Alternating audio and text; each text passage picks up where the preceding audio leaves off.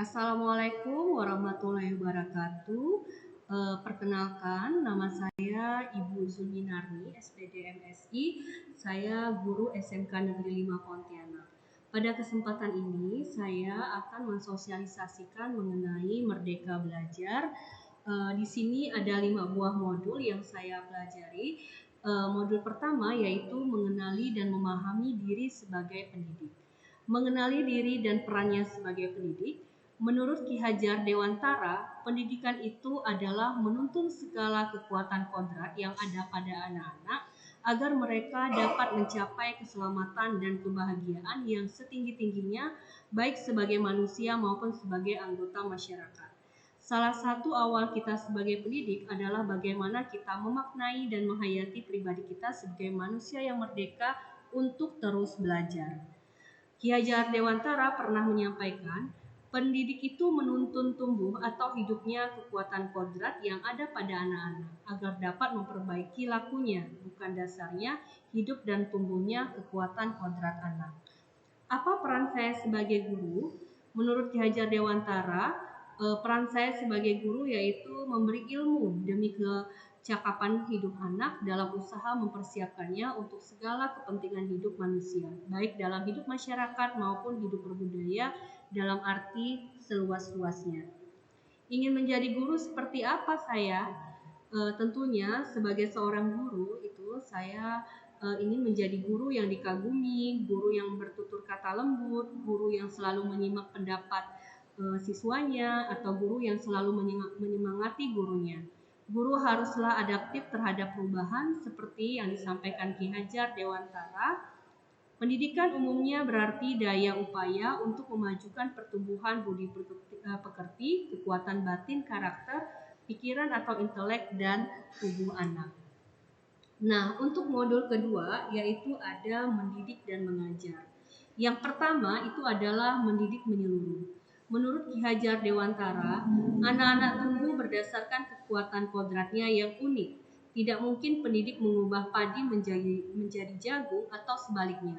Mendidik tidak hanya berbentuk pengajaran yang memberikan pengetahuan kepada murid, tetapi juga mendidik keterampilan berpikir, mengembangkan kecerdasan batin. Pendidikan pikiran intelektual murid sebaiknya dibangun setinggi-tingginya, seluas-luasnya, dan selebar-lebarnya untuk mewujudkan kehidupan lahir dan batin dengan sebaik-baiknya. Setiap murid memiliki kekuatan-kekuatan yang memerlukan tuntutan orang dewasa. Yang kedua, pendidikan selama 1 abad. Ki Hajar Dewantara menggagas perlunya sistem pendidikan yang humanis dan transformatif yang dapat memelihara kedamaian dunia dan memperkenalkan sistem amo ingarsa suntulodo ing madya mangunkarsa dan tuturi handayani. Yang ketiga, menjadi manusia secara utuh. Guru sebagai pendidik dapat berperan dalam membantu murid memahami kebutuhan lahir dan batin agar mencapai keseimbangan dalam menjalani kehidupan. Pendidikan atau tuntunan sejogjanya mampu memberikan didikan lahir maupun didikan batin kepada murid agar terpenuhi kebutuhan kehidupan dan penghidupan. Menurut Ki Hajar Dewantara, pendidikan adalah tempat persemian benih-benih kebudayaan yang hidup dalam masyarakat dan daya upaya untuk memajukan perkembangan budi pekerti, pikiran, dan jasmani. Agar tercapai keseimbangan menjadi manusia, murid sebaiknya dilatih dan dikuatkan kebutuhan batinnya dalam berkehendak dan menentukan tujuan belajarnya, mengembangkan kerjasama, membangun empati, menghargai sesama, dan merefleksi diri untuk mengembangkan dirinya dan berkontribusi di lingkungan sosial. Modul ketiga yaitu mendampingi murid dengan utuh dan menyeluruh. Yang pertama itu kodrat murid, ada kodrat keadaan. Kodrat keadaan terdiri dari kodrat alam dan kodrat zaman. Ki Hajar Dewantara mengatakan bahwa segala perubahan yang terjadi pada murid dihubungkan dengan kodrat keadaan, baik alam dan zaman. Kodrat alam merupakan kodrat yang berkaitan dengan sifat dan bentuk lingkungan di mana mereka berada. Karena guru bukan lagi sebagai satu-satunya sumber belajar murid, maka guru dapat membantu murid dengan memberikan pembelajaran konstekstual. Guru berperan sebagai penghubung dengan sumber belajar mereka yang ada di sekitar murid atau di sekolah dan sumber belajar digital. sehingga akan membantu mereka menguatkan kekuatan-kekuatan kodratnya. Kodrat zaman merupakan bagian dasar pendidikan murid yang berhubungan dengan isi dan irama pendidikan yang dinamis yang disesuaikan dengan perkembangan zaman. Asas trikon, kontinu, konvergen, dan konsentris. Pendidikan adalah suatu proses yang dinamis, pendidikan terus berubah dan berkembang sesuai dengan kondisi zaman dan juga kondisi murid. 1. Kontinu merupakan pengembangan yang secara berkesinambungan dilakukan terus-menerus dengan perencanaan yang baik. Budaya, kebudayaan, atau cara hidup bangsa itu bersifat kontinu, bersambung tak putus-putus. Konvergen yaitu bersama bangsa lain mengusahakan terbinanya karakter dunia sebagai kesatuan kebudayaan umat manusia sedunia, tanpa mengorbankan nilai atau identitas bangsa masing-masing. Konsentris yaitu bersifat terbuka, tetapi tetap kritis dan selektif terhadap pengaruh kebudayaan di sekitar. Modul keempat yaitu mendidik dan melatih kecerdasan budi pekerti.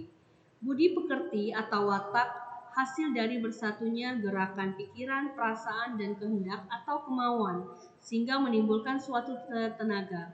Budi pengerti juga dapat dimaknai sebagai perpaduan antara cipta, kognitif, dan rasa afektif sehingga menghasilkan karsa, psikomotorik.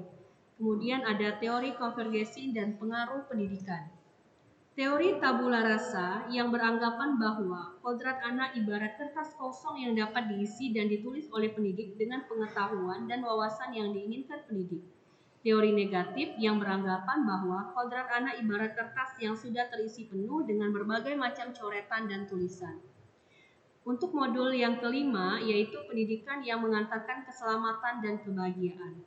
Mengantarkan murid selamat dan bahagia. Selamat dan bahagia.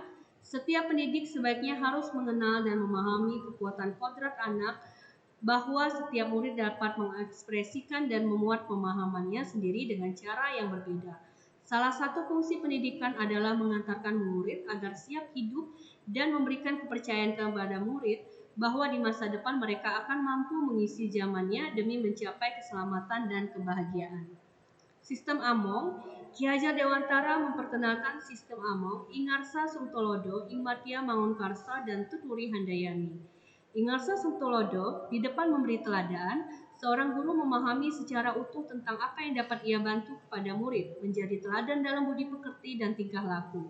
Ingmatia Mangunkarsa di tengah membangun kehendak, seorang guru diharapkan mampu membangkitkan semangat, bersuakarsa dan berkreasi bersama murid dengan membuka dialog dengan murid, berperan sebagai narasumber dan panutan.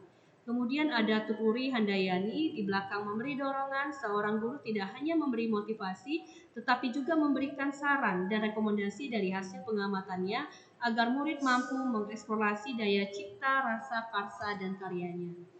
Merdeka Belajar Abad 21, di era sekarang guru tidak lagi menjadi satu-satunya sumber pengetahuan, tetapi guru sebagai fasilitator pembelajaran. Pada abad ke-21, beberapa referensi menyebutkan bahwa kemampuan memecahkan masalah, kemampuan kognitif yang kompleks, kemampuan sosial emosional menjadi sangat penting bagi murid dan guru.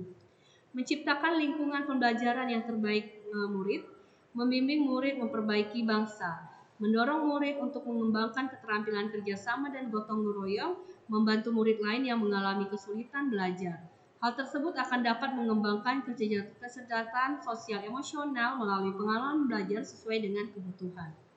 Peran keluarga, sekolah, dan masyarakat. Trisentra pendidikan adalah 3 wadah dasar proses pembentukan pendidikan murid yang terdiri dari alam keluarga, alam sekolah, dan alam masyarakat atau komunitas. Ketiga alam tersebut berperan dan berkontribusi mengembangkan pengetahuan, nilai-nilai, dan keterampilan murid. Terima kasih dari saya. Assalamualaikum warahmatullahi wabarakatuh.